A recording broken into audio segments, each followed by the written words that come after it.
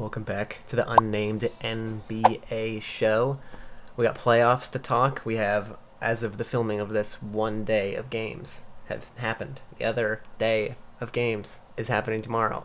And the foreseeable days after that, cards have been affected. Players have gone off already. We're going to start off with my predictions, then we're going to talk about our 5 guys, how their cards have updated.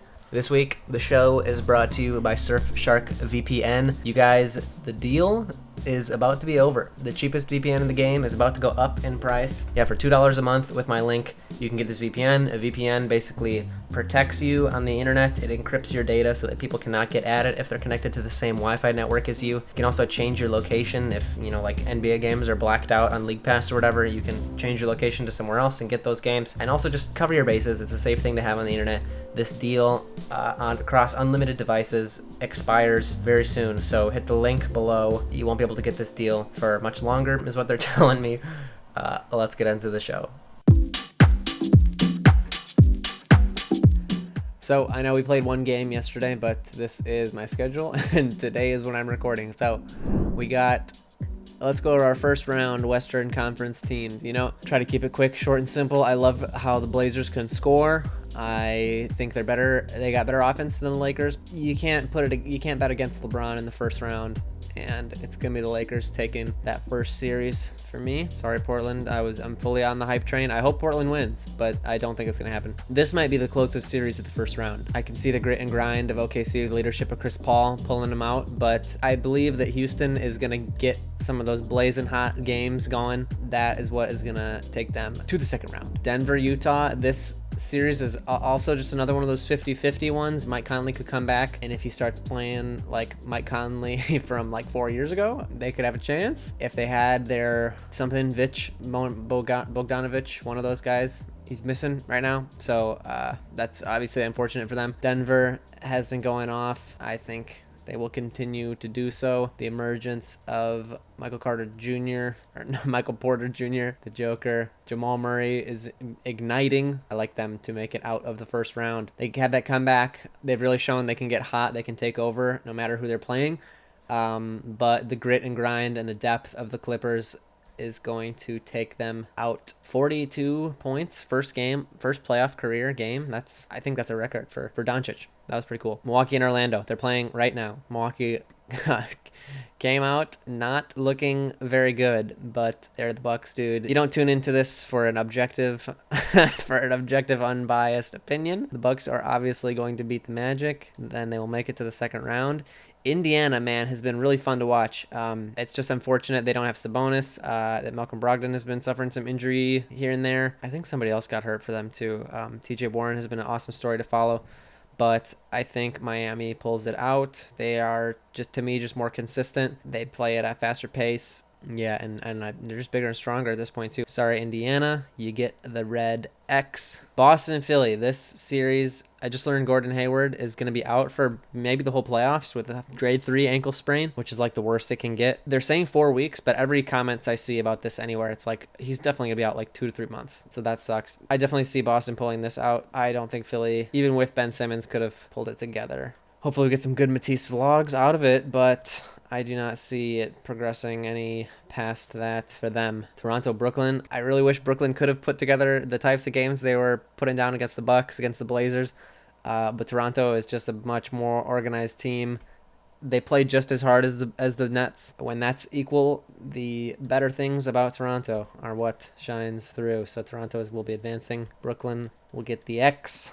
Let's head back to the West, and out of the second round, this series of the Lakers and the Rockets. I do not like the disparity in offense in this matchup, but I cannot bet on the Rockets because of the simple height disparity. The Lakers are going to get every rebound in this. I know they matched up later in the season this year, and the Rockets won kind of their first big test of their super small ball lineup. I don't think that lasts for 7 games though, and this will be the end of the Rockets' road. Denver, Clippers. Fortunately, I don't think Denver's there yet. And the Clippers, before Kawhi and Paul George were on this team, they were still one of the most fun teams to watch because of how hard they played, and adding Kawhi and Paul George to that is really for me, giving them the edge over most of the teams I'm matching them up against here. So that's the end for Denver. Western Conference Finals, Lakers, Clippers, they make it. Milwaukee, Miami, we saw this matchup a few days ago. Miami came out hot, but Milwaukee was able to put it down. I believe that will continue to happen. Bucks will beat the Heat. Jimothy will go home. Goodbye, Heat. Boston, Toronto. This might be the best matchup of the second round. A lot of people have any of these three Eastern teams left. A lot of people have going to the finals. To me, I don't see how it's going to be Boston, especially now without Gordon Hayward. They don't have that depth anymore, at least not as much depth. But the Raptors are, I think, a lot more next man up than Boston. They just play as a team better. Boston's too young. Raptors have that championship experience. They are going to send the Celtics home in the second round. Now, let's stay in the East. Switch it up. I'm scared of this series, man. The Bucks do not look the same in the bubble. I don't like it. You know, after going up 2-0 on them and dropping 4 in a row last year, this is a different Raptors team. They don't have Kawhi. This is pretty much the same but better Bucks team. I have faith in my Bucks that they will make it past. And, oh, what's this? I'm getting a transmission here from where is that? Canada? So here's the thing. As the biggest Raptor fan, as you can see here, throughout the entirety of the season, I was the biggest pessimist when it came to, okay, I don't think we'll actually have a shot at this year. You know, we don't have Kawhi. It's not the same team. But the moment they dismantled the Lakers like that, that's what sold me, where I was like, you know what? Right, dude. I think we actually have a shot against the Bucks. Wait a minute. It's crazy to say because I still think that the Bucks are, you know, the favorites to come out of the East. Mm-hmm. Man, if we meet up in the conference finals, which I have a good feeling, if we can get past Boston, I think we can do it, then it'll be a fun series, man. It'll be a super fun series. All right, Ben. Sorry. Here go the Bucks. On to the finals. Now, Lakers, Clippers. Here's my logic. LeBron, Kawhi, cancel each other out. AD, Paul George, cancel each other out. What is left? What's left is a better bench, a better other set of characters. You know, am I taking Patrick Beverley, Lou Williams, Montrezl Harrell, or am I taking JaVale McGee, Dwight Howard, J.R. Smith, Deion Waiters? And to me, I'm taking Clippers. LeBron, I'm sorry. You gone. All right. Now, let's be as objective as possible here. Without doing any analytics or looking up what their record was when they played each other in the season. The Bucks beat the Clippers when they played them this season, I think. And they're going to keep beating them, man. It's here's your NBA champions right here. Milwaukee Bucks in 6.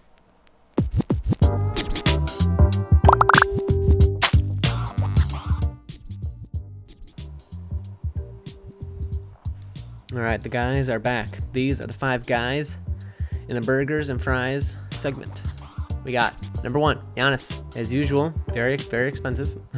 Went down, though. Last week was $7,080 for his 2012 Prism PSA 10. This week, $6,697. Now, this will begin a theme that I think is common with all of these cards that went down. We didn't see much of him this week. He didn't play in that last game because he was suspended. And then it's been a couple days with no games. And now you see his card go down. So screen time is less for Giannis, and the market follows. So keep an eye on that trend. The next guy, Jason Tatum. Last week, $921. This week, $983. Tatum having a good game 1 yesterday and finishing off the season strong. It was pretty much a fluke that first game of him in the bubble, and now he's continuing to just keep crushing.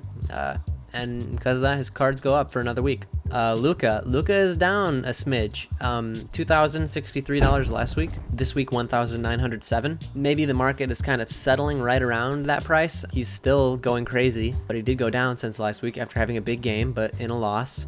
So yeah, that's Luka. Kawhi, though, continuing to fly. Kawhi last week was 4,202. This week, 4,891. A little bit of a pop still for Kawhi. Still just continuing to be very good and do what we expect. So coming back, putting the Mavs away game 1 was pretty cool. And yeah, he keeps rising, man. Guy number 5, De'Aaron Fox. is out. He's not playing anymore. And what happened? 297 was his value last week. Now he has settled down to $269. And yeah, that's just another example of, not on the screen, not out of sight, out of mind, not in our hearts, and certainly not in our wallets anymore. De'Aaron Fox is taking a bit of a dip. And let's move on to the rookie values quick. And this same exact thing. So Zion keeps going down. They're not in. Last week he was 691. This week he's 621. Same thing with John Morant. There were listings for $800 last week because of the hype of him getting into the play-in game. And now, just after the play-in game and over the sales that happened after that, he was only 512. So a $300 drop for Ja, almost $100 drop for Zion. Really, this makes me think that screen time, and the more someone is on the screen, the more they're in the media, the more people are seeing them. That's got such a direct relationship to their card price now. And really doing these value tracking things the last 6 weeks has really shown me that. That's maybe the biggest thing I've learned, except for this Luka case right here this week. But every time there's been a drop, it's been because that player just isn't playing much. They're obviously now, like, players that are out of the playoffs now are just, we don't see them and their card goes down. So there are many different factors that may cause these drops, but certainly the one common factor that they all have is that we're just not seeing as much of them on screen. Something to think about. I don't really claim to have any secrets or anything to basketball card pricing and investing and making money, but yeah, this is just what I'm seeing, what I'm noticing from the tracking that I've done the last 5 weeks. And yeah, there are people that do way more tracking than this, that know way more about like timing the market and flipping and stuff like that. That's not me, but yeah, this is what I learned through this tracking, and I'm excited to keep tracking these guys' prices. So excited to have playoff basketball on nearly every day. One thing that I've been into the last couple days has been the game Fall Guys. I have 2 wins under my belt, and we've been getting some hype going around the game in the Discord and playing with you guys, and it's been very fun. So join the Discord. Let's talk there. We can play some video games. We can talk basketball cards. Another thing, you can grab a free Thrive sticker in the description of this video.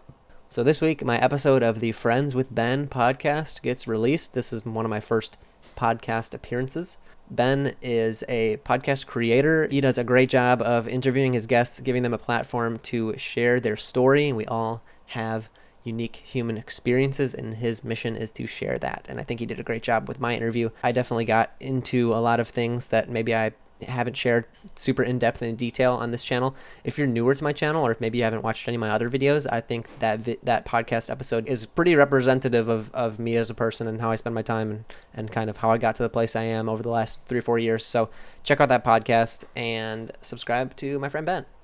Thank you, everybody. Remember, there are only 18 days left in that Surfshark offer, so check out that link in the description below for that deal, which you will no longer be able to get. And yeah, that wraps it up. Appreciate you guys watching, checking in. Enjoy watching the NBA this week, and I'll see you next week.